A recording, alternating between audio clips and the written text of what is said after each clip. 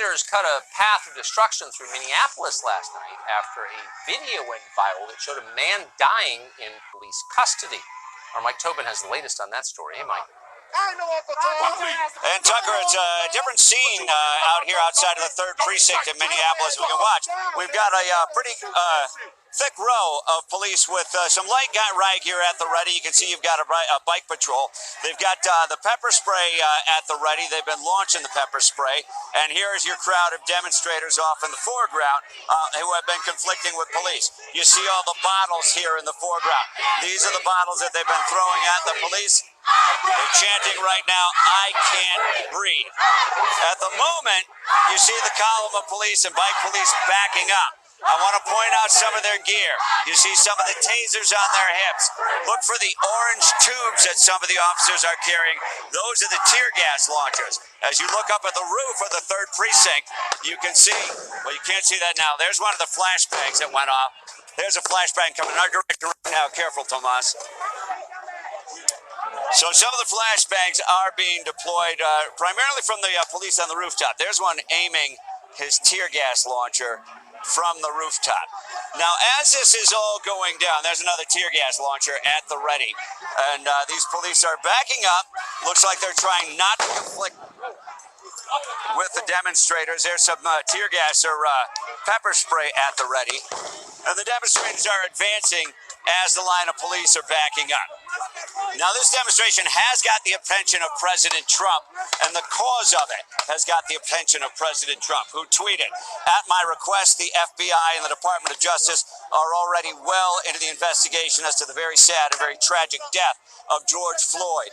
It seemed for a while the president's interest in this case, the fact that the 4 of the police officers connected to this incident had been fired so swiftly by the Minneapolis Police Department. But as you can see, not everyone is satisfied. They want criminal charges, they want swift justice, and frankly, they want to express a lot of anger. Tucker, yeah, there's one of those flashbangs that went up pretty close to us here. And there is some kind of a chemical irritant in it, and there you see the pepper spray coming out from the police. I got the pepper spray in my eyes. So, so that scene out here, a lot of back and forth with these demonstrators and the cops. Oh man, Mike, we're gonna let you breathe for a minute. We're gonna keep those pictures up. We're getting reports that there's looting in other parts of the city, so I think we're gonna come back to you a little bit from now. So as of tonight, we know that George Floyd died in police custody. The FBI, as you just heard, has launched an investigation, and when that investigation is done, we will know a lot more. It's possible at least one police officer will be criminally charged in the case. Just to guess, but it seems likely. So as of tonight, those are the facts. Here's another fact. What happened last night in Minneapolis was not a political protest. It was a riot.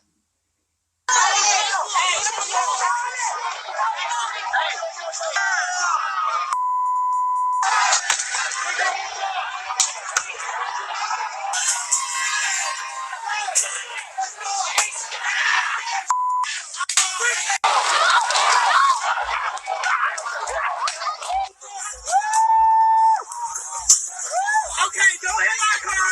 Don't hit the car!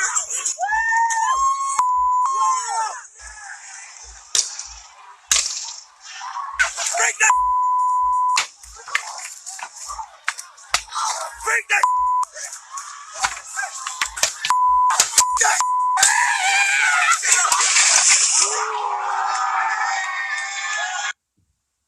So that's what rioting looks like. It happened last night. As you can see, it's happening right now.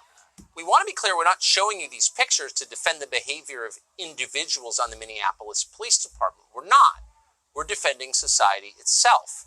Rioting is the one thing you don't want. Ugly opinions, police brutality, officious bird watchers, rude entitled ladies walking their dogs in big city parks, all of that is bad.